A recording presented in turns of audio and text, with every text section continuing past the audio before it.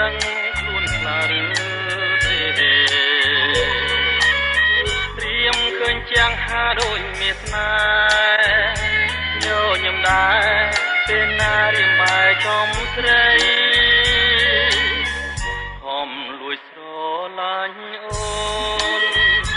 មើលចុះស្ងួនរៀមស្គប់ខ្លួនរីរេជាយូរហើយចាំចំឡើយស្រីក្រែងពិសីប្រណីមកដល់រៀមបងអា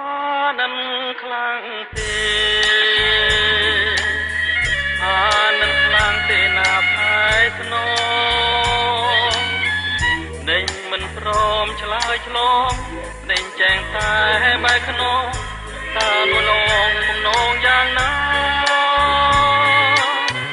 លួញស្រឡាញ់ម្លឹងហើយហើយទៅវេលាយស្វាក្រោយមិនមេត្តាពីងមួយខ្លីនៃថាស្នេហាដេញជីវ៉ាមិនព្រមទេចាំមកសង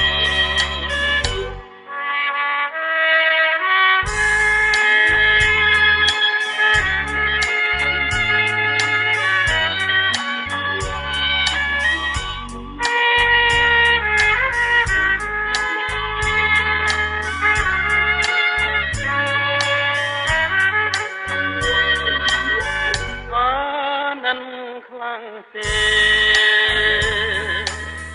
អានឹងខ្លាំងទេណាស់ម៉ែស្នង